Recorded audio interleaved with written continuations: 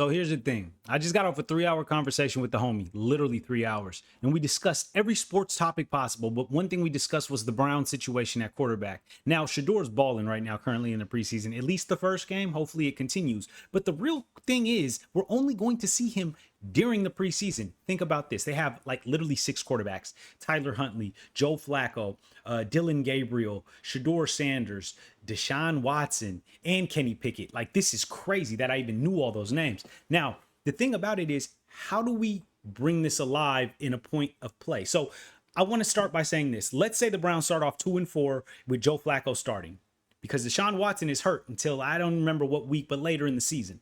So let's say they start off 2-4 and they're like, look, we need to make a quarterback change. Okay, let's make a quarterback change. Who do you go to? Kenny Pickett, I would think, because coming off a Super Bowl team, backup, a little bit more experience in the league, right?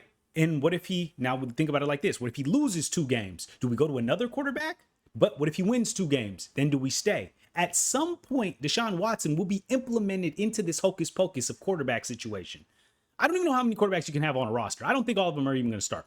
But now, at some point, Deshaun Watson gets implemented back into here because that's where the money is. And one thing about these sports is the money does control, even though people like to act like it doesn't. Some coaches don't care, but most do, especially ones that are kind of fighting for their job. And if you are a Browns coach, you are probably fighting for your job. So now we have Deshaun implemented.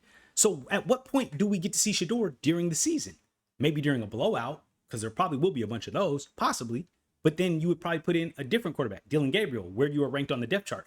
I am confused as to when we are going to see Shedeur, if at all, this year. So I think everybody should enjoy what we're seeing in the preseason. And I think what's really going to happen is there's going to be an upper management fight somehow or some way. Because if you looked when Shedeur got drafted, there was somebody that didn't look happy about it. And you know those conversations are happening saying, look, Shedeur's better than Dylan Gabriel. I told you we should have got Shedeur. And now I'm thinking to myself like, oh, okay, well, now what ends up happening with this situation? Because there's going to be front office fights. Have you seen Any Given Sunday? Al Pacino, Jamie Foxx? There was a point in the movie where not only the fans, but the upper office was telling the coach, look, you need to start the young guy who's balling, let alone winning us games. But then the backup comes back, Cap. In other words, Drew Bledsoe to Tom Brady. You end up coming back. And when you come back, is your spot the same? So I'm curious what happens with the Browns front office. I think there's going to be fallout from it. The Browns coaching staff. How is this situation going to mature in the long run? I want to see Shedeur. That's where the jersey sales are going.